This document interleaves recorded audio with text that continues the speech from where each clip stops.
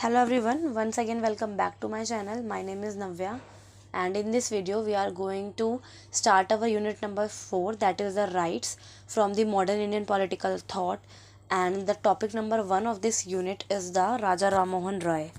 ठीक है, that is this.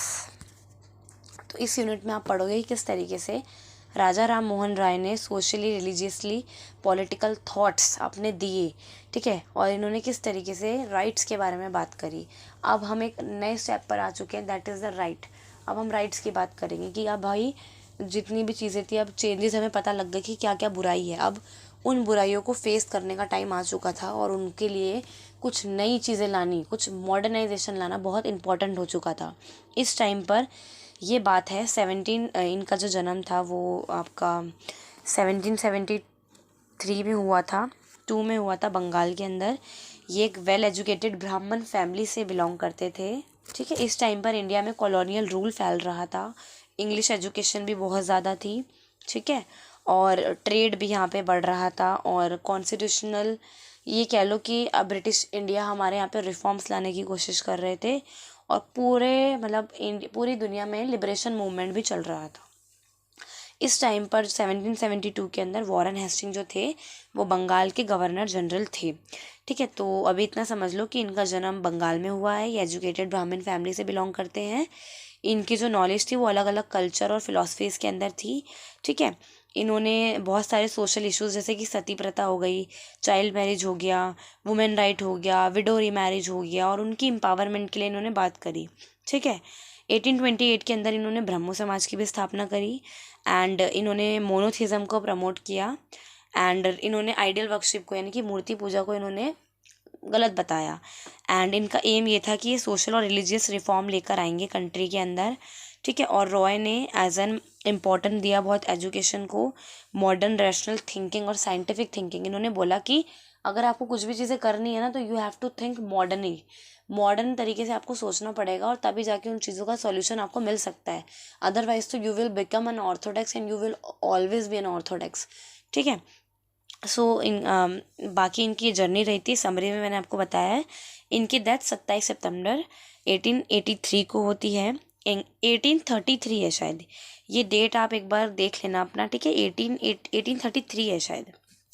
तो इनकी डेथ होती है इंग्लैंड के अंदर, बट इनकी लेगेसी एज अ कंटिन्यू होती है as a champion of the human right and social justice, जो आज के टाइम पर भी इंडियन पीपल को क्या करती है, इंस्पायर करती है, ठीक है.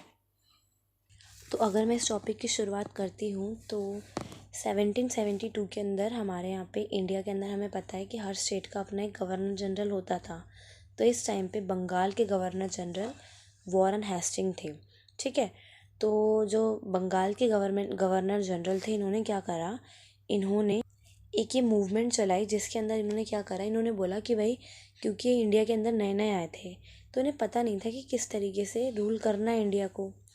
सो what did they do, he created the 2 laws और कम्युनिटी. तो इन्होंने एंग्लो मुस्लिम लॉज और एंग्लो हिंदू लॉज बना दिए, ठीक है. तो इन्होंने क्या करा, इनको क्योंकि संस्कृत वगैरह उतनी आती नहीं थी, तो इन्होंने क्या करा, इन्होंने एंग्लो हिंदू लॉज बनाए. तो इसके अंदर इन्होंने एक हिंदू पंडित को अपॉइंट कर दिया. और ऐसे ही मुस्लिम्स के अंदर भी इन्होंने जो इनके मौलवी होते हैं उनको अपॉइंट कर दिया, क्योंकि इन्हें पता नहीं था कि किस तरीके से इस अभी कास्ट सिस्टम को चलाना है. तो इन्होंने बोला जो मुस्लिम लोग हैं वो उनके अकॉर्डिंग चलेंगे, जो हिंदू लोग हैं वो पंडितों के अकॉर्डिंग चलेंगे. तो इसके चलते क्या होता है, इन्होंने इस तरीके से लॉज को इन्होंने डिवाइड करा. जो इस टाइम पर जो आपके राजा, ठीक है, तो इस टाइम पर ये सब चीज़ें देखने को मिल रही थी.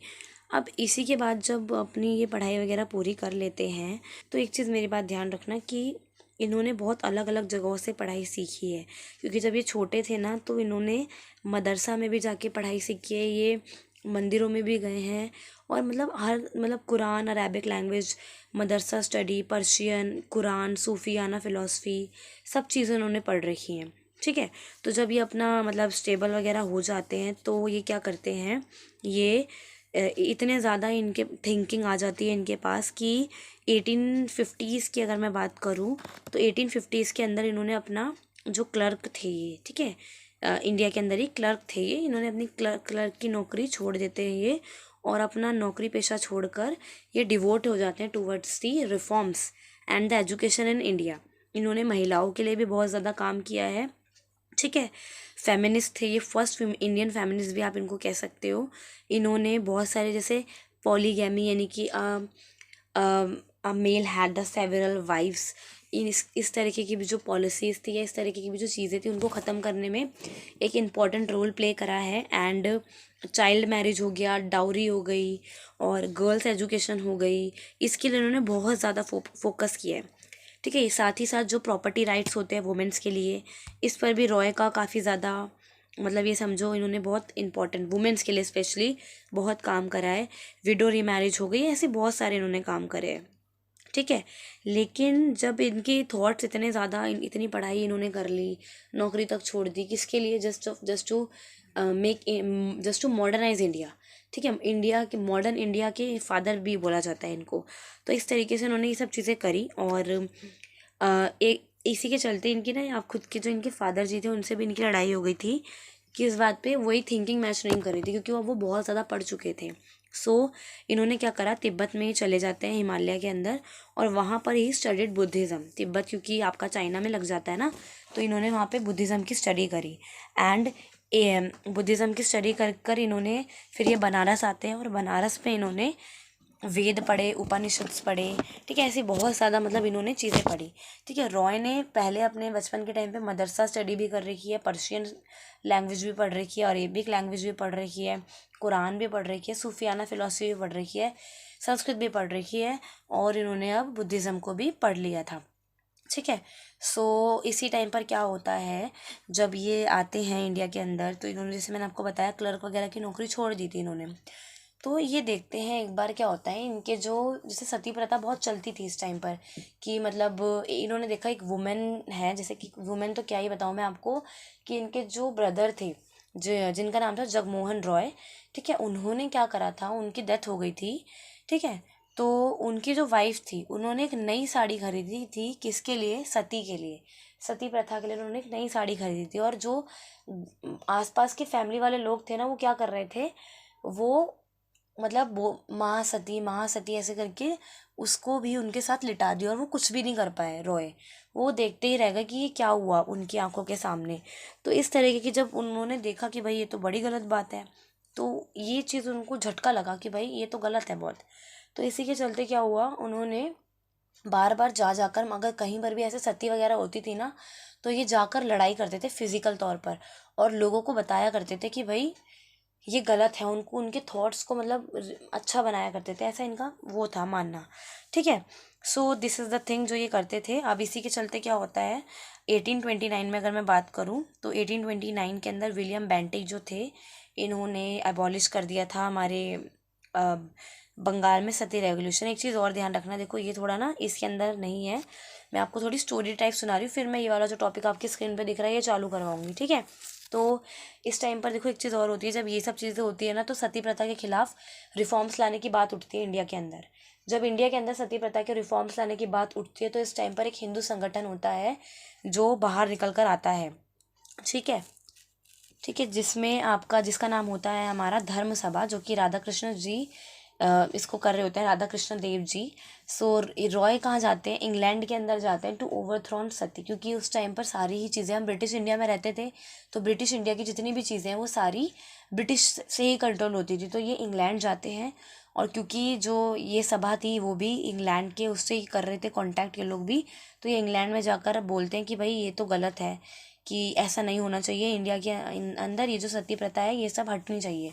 तो इसी टाइम पर इंडिया के अंदर भी मुग़ल एम्पायर का भी शासन था, ठीक है। जब अंग्रेज़ आए थे तो हमारे यहाँ मुग़ल एम्पायर थे, तो जो हमारे अकबर थे, मतलब अकबर थे इंडिया के अंदर, तो इंडिया के अंदर जो अकबर थे वो भी इन सारी प्रथाओं को बड़ा क्रिटिक करते थे, आलोचना करते थे।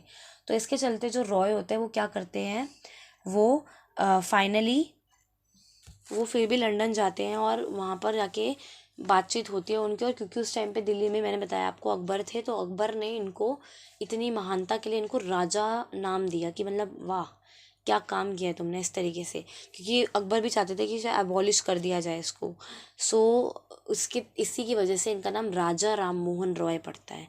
ठीक है, तो इनको टाइटल इस तरीके से राजा राम मोहन रॉय का मिलता है। और 1832 के अंदर जो सती होती है उसको अबॉलिश कर दिया जाता है। ठीक है, इसके बाद भी जब हमारे जो आपके रॉय थे इनकी डेथ हो जाती है 1833 के अंदर। ठीक है, ये वाली डेट यू मस्ट हैव 1833 में ही होगा, एग्जैक्ट यस 1833 में इनकी डेथ हो जाती है। और ये जो लेगेसी है इनकी, ये कौन बढ़ाता है आगे, ईश्वर चंद्र विद्यासागर। ईश्वर चंद्र विद्यासागर इनकी लेगेसी को आगे बढ़ाते हैं।